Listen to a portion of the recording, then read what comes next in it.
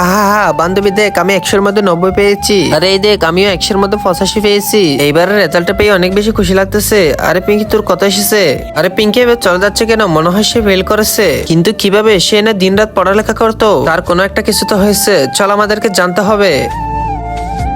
আরে লামিয়া, ওই দেখ পিঙ্কি ওইখানে কি করতেছে? আরে বোন বোন, অনেক খিদে লেগেছে, কিছু খেতে দাও না। আরে তোর হাত পা সব কিছু আছে, বিক্রি করতেছিস কে? বোন কি আর বলবো, আমি পরীক্ষা পাশ করি না, এজন্য আমাকে কোম্পানি থেকে বের করে দিয়েছে, যার কারণে আমি এখন বিক্রি করছি। ও আচ্ছা, তুমি চিন্তা করো না, এই নাও আমার রেজাল্টটি, তুমি নিয়ে যাও। এটি দেখালে তোমার দেখবা সব জায়গায় চাকরি হয়ে যাচ্ছে, কারণ আমি পরীক্ষায় 99 মার্ক পেয়েছি। আরে বোন, তোমাকে অনেক বেশি ধন্যবাদ। আরে বাহ পিঙ্কি, তুই কি করলি? তোর না 99% এসেছে, তাহলে তোর রেজাল্ট অন্যজনকে কেন দিয়েছি? আরে এটা আমি দোষ কি করেছি? হিন্দুরা বলে নাকি তারা শ্রেষ্ঠ। আজকে দেখবো আল্লাহর ইচ্ছার জন্য খজানের ভিতরে লাইক সাবস্ক্রাইব করে। তুমি মুসলিম হয়ে থাকলে লাইক সাবস্ক্রাইব করে কমেন্টে তোর সুন্দর নামটি লিখে যা, না হলে হিন্দুরা জিতে যাবে।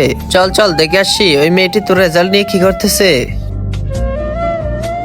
ওরে বাবা, এই কি মেয়েটি তো আমার রেজাল্টের উপর হেগে দিচ্ছে। আরে পিঙ্কি, ও হাঁকবে না তো কি করবে? ও তো রেজাল্টের মূল্য বোঝে না, ও তো মনে করছে এটা সামান্য কাগজ। বন্ধুরা, তোমাদের রেজাল্টও সাবধান রাখো, না হলে কেউ এসে হেগে দিয়ে যাবে।